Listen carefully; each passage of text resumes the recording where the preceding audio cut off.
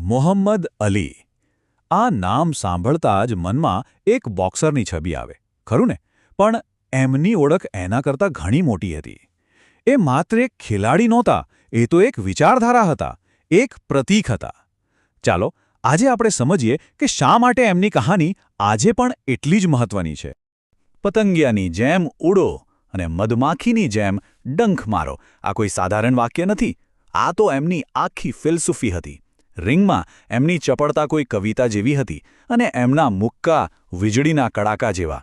ખરેખર આ એક જ વાક્યએ બોક્સિંગની રમતને હંમેશા માટે બદલી નાખી. પણ એમની અસલી લડાઈ તો રિંગની બહાર હતી અને અહીંથી જ એમની કહાણી એક નવો જ વળાંક લે છે. રિંગની જીત તો ઇતિહાસમાં નોંધાઈ ગઈ, પણ રિંગની બહારની લડાઈએ જ એમને એક મહાનાયક બનાવ્યા. તો ચાલો સૌથી પહેલાં વાત કરીએ રિંગના ચેમ્પિયનની. એમની બહારની લડાઈનું મહત્ત્વ સમજવું હોય ને તો એ જાણવું ખૂબ જરૂરી છે કે એમણે રિંગની અંદર શું શું હાંસલ કર્યું હતું, એમણે દાવ પર શું લગાવ્યું હતું. 3. આ માત્ર એક આંકડો નથી. આ આંકડો મોહમ્મદ અલીની હિંમત અને ક્યારે હાર ન માનવાના જુસ્સાનું પ્રતીક છે. એ ઇતિહાસના પહેલા એવા બોક્સર બન્યા જેમણે 3 વખત વર્લ્ડ હેવીવેઇટ ચેમ્પિયનશિપ જીતી. મતલબ કે હાર્યા પછી પણ ફરી ઊભા થવું અને દુનિયાના શિખર પર પાછા પહોંચવું એ જ એમની ઓળખ હતી. જરા એમની સિદ્ધિઓ પર એક નજર કરીએ. 1960માં રોમ ઓલિમ્પિક્સમાં ગોલ્ડ મેડલ જીત્યો.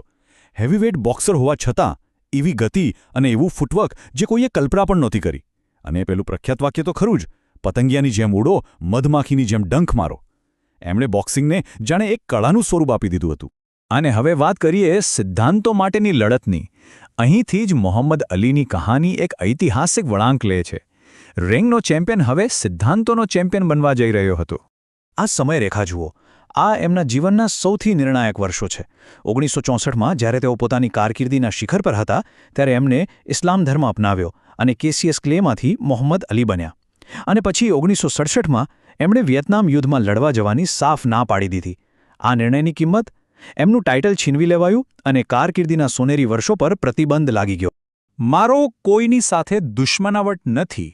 બસ આટલા સરળ શબ્દોમાં મોહમ્મદ અલીએ પોતાના સિદ્ધાંતો માટે બધું જ દાવ પર લગાવી દીધું હતું.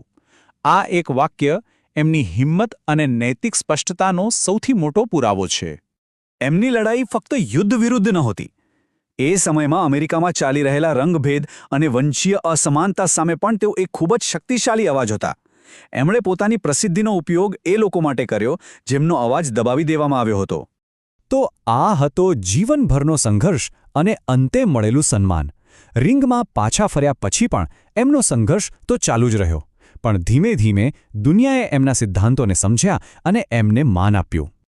1984માં મોહમ્મદ અલીના જીવનમાં એક બીજી અને કદાચ સૌથી મુશ્કેલ લડાઈ શરૂ થઈ.